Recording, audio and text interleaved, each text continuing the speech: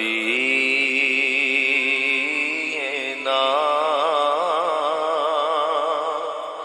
صلی علی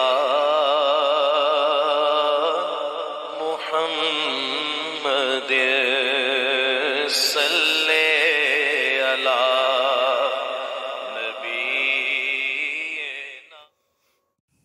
ان اللہ و ملائکتہ یصلون علی النبی یا ایھا الذین آمنوا صلوا علیہ وسلموا تسلیما۔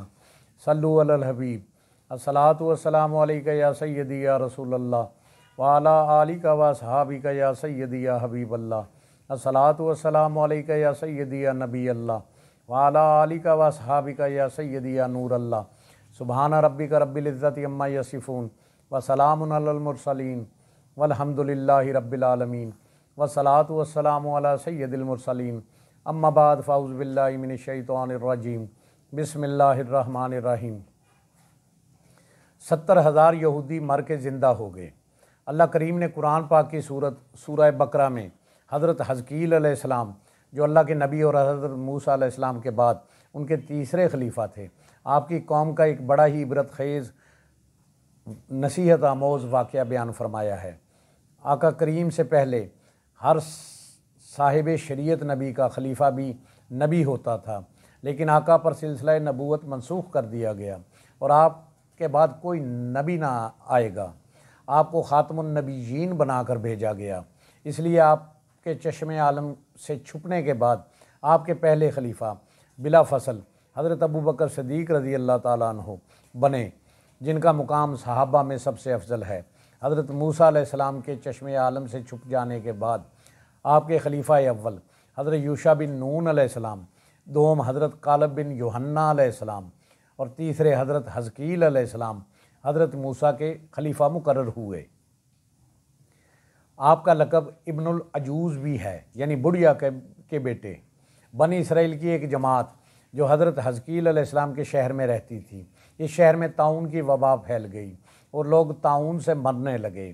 طاعون سے مر جانے کا خوف ان لوگوں پر سوار ہو گیا۔ اللہ کے نبی اللہ کے حکم پر کسی کام سے شہر سے باہر گئے اور ان لوگوں کو شہر چھوڑنے سے منع کیا، مگر یہ لوگ موت کے ڈر سے سب کے سب شہر چھوڑ کر ایک جنگل میں جا کر آباد ہو گئے اور وہیں رہنے لگے، جبکہ اللہ کے نبی ان کو منع کر کے گئے تھے کہ آپ نے شہر کو چھوڑنا نہیں۔ اللہ تعالیٰ کو ان لوگوں کی حرکت بہت ناپسند آئی، چنانچہ اللہ تعالیٰ نے ایک عذاب کے فرشتے کو اس جنگل میں بھیج دیا، جس نے ایک زوردار چیخ ماری اور کہا منہ تو، یعنی تم سب مر جاؤ۔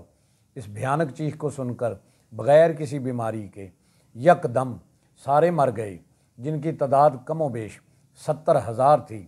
ان مردوں کی تعداد اس قدر زیادہ تھی اور سب کے سب مر گئے، لہٰذا ان کے کفن دفن کا انتظام نہ ہو سکا۔ ان کی مردہ لاشیں کھلے میدان میں جنگل میں بے گور و کفن پڑی رہیں اور گلنے سڑنے لگیں۔ تعفن پھیل گیا، ان لاشوں سے بے انتہا بدبو آنے لگی۔ اس بدبو سے پورا جنگل بھر گیا۔ کچھ لوگوں نے اس جنگل کے اطراف ایک دیوار کھڑی کر دی تاکہ ان کی یہ لاشیں درندوں سے محفوظ رہ سکیں۔ کچھ عرصہ بعد جب حضرت حزقیل علیہ السلام اپنی قوم میں واپس آئے، ان کو سارا واقعہ بیان کیا گیا۔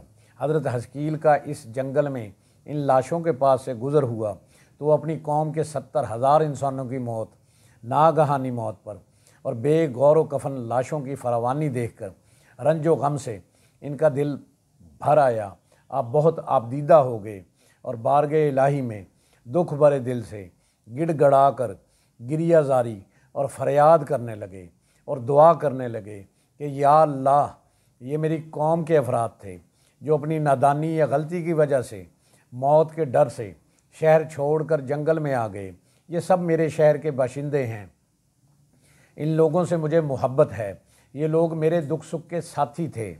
افسوس کہ میری قوم ہلاک ہو گئی اور میں بالکل اکیلا رہ گیا۔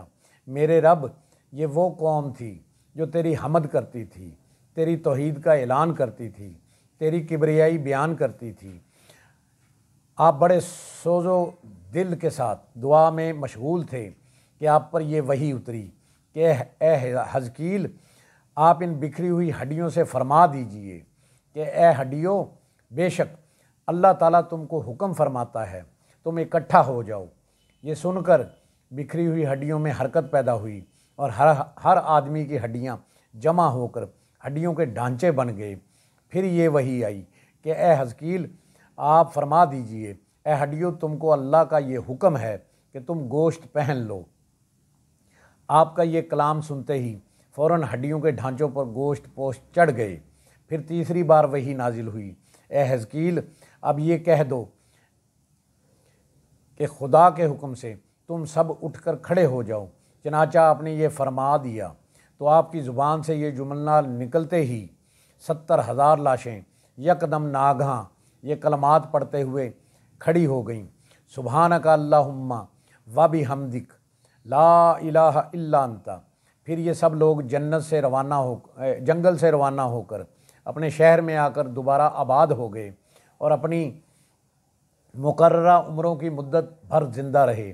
لیکن ان لوگوں پر اس موت کے 2 نشان باقی رہ گئے کہ ان کی اولاد اور ان کے جسموں سے سڑی ہوئی لاش کی بدبو برابر آتی رہی، اور یہ لوگ جو بھی کپڑا پہنتے تھے وہ کفن کی صورت میلا ہو جاتا تھا، یعنی جس طرح قبر میں کفن میلا ہو جاتا ہے، اسی طرح یہ کپڑا بھی ان کے جسموں پر ڈلتے ہی میلا دکھائی دینے لگتا تھا۔ چنانچہ یہ اثرات آج بھی ان یہودیوں میں پائے جاتے ہیں جو ان لوگوں کی نسل سے باقی رہ گئے ہیں۔ قرآن پاک میں اس عجیب و غریب واقعے کو سورۃ بقرہ میں اللہ پاک یوں بیان فرماتے ہیں، اے محبوب، کیا تم نے نہ دیکھا تھا انہیں جو اپنے گھروں سے نکلے اور وہ ہزاروں میں تھے، موت کے ڈر سے اللہ نے ان کو فرمایا مر جاؤ، پھر انہیں زندہ فرما دیا۔ بے شک اللہ لوگوں پر فضل کرنے والا ہے، مگر اکثر لوگ ناشکرے ہیں۔ اس عبرتناک واقعے سے ہمیں یہ سبق ملتا ہے کہ آدمی موت کے ڈر سے بھاگ کر اپنی جان نہیں بچا سکتا۔ موت انسان کی بہترین محافظ ہے اور موت سے بھاگنا بالکل بیکار ہے۔ اللہ نے جو موت مقدر کر فرما دی ہے وہ اپنے وقت پر ضرور آئے گی، نہ ہی ایک لمحہ اپنے وقت سے پہلے اور نہ ہی بعد میں۔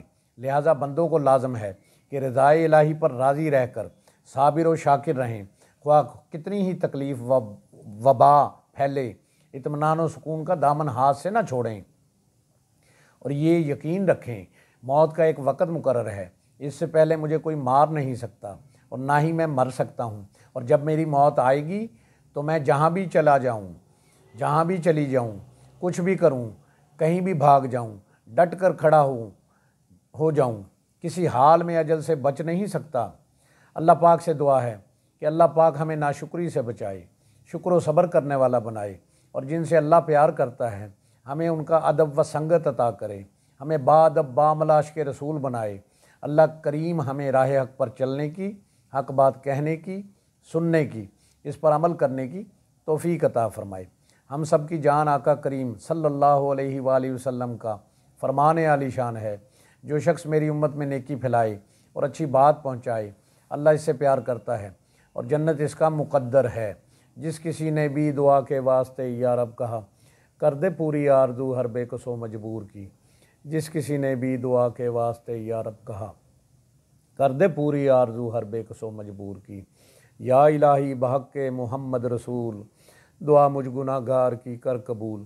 آمین بجاہ نبی الکریم الامین، وآخر دعواہم ان الحمد للہ رب العالمین۔